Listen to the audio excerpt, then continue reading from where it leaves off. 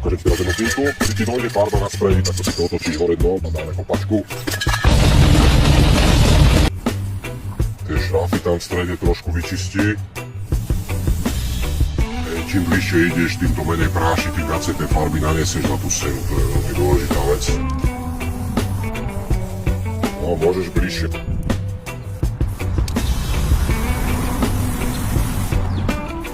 Vzhľadom na to, že máš tú dozu plnú a ideme teraz s tými dvoma dopálmi do stredu, tak by som možno ešte zvýšil ten level tej farby, možno by som dal po fialovú ešte trošku viac, podľa aspoň takto by som potiahol tú fialovú, aspoň potadiaľ to.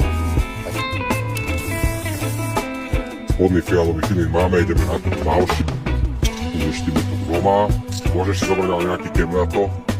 Keďže tam nemáš veľa tej farby, tak je asi rozumnejšie dať na to ten skinny cap, aby si šetril čo najviac, jak sa dá tej farby.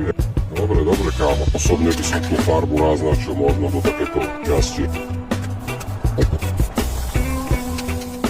Ak by som ti mohol poradiť, ja to robím tak, že keď vyplňam danú plochu, ja mám full stále, ale robím prerušované triekacím cak, cak, cak, cak, nie toto. Môžeš teoreticky aj tak, ale nenášaš tým pádom v týchto krajoch viacej farby ako v strede, hej. Takto naozaj kontroluješ ten prietok farby a vážne nastriekaš tú farbu len tam, kde ju treba. Veľmi dôležitá vec, tá výplň, aby to pekne vyzeralo. Tak zároveň je to pekne. Keď si budeš zakladať na detailoch, tak tá vec môže naozaj vyzerať dobre. Áno, tak poďme na to R-ko.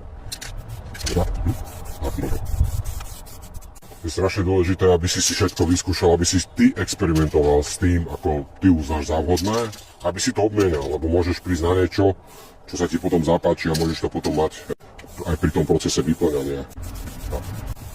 Jak to vyzerá s tou farbou? Máš tam ešte niečo? Tak je tam ešte druhá, tak verím, že to vyjde. Ak by si náhodou cítil nejakú nevoľnosť, tak je vždycky lepšie dávať aj pauzy. Keď vieš, že ideš striekať, tak proste vtedy sa nenadýchu. Je to dosť dôležitá vec, aby ti nebolo zle potom. Nie je to povinnosť mať vonku respirátor, je to lepšie, keď máš respirátor s aktívnym uhlím, ale nemusí to byť 100%. Ukážem ti teraz jednu finku. Keď ti dojde farba na spreji, tak to si to otočíš hore dnom a dáme kopačku. Sprej sa trošku stlačil. Skús na to dať tú trysku a možno niečo z toho ešte vytlačíš. Musíš si to otáčať. Aha, tu je niekde hadička dole. Rozmiešať, kámo, vždycky základná vec. Dva streky bokom, tak. Bolo by fajn, keby si tie línie natiahol najprv, potom vypojal.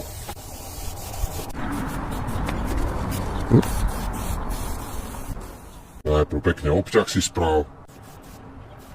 Môžeš si ten sprej kľudne natočiť ako potrebuješ, aby sa ti lepšie ťahala tá linka rovno, hej.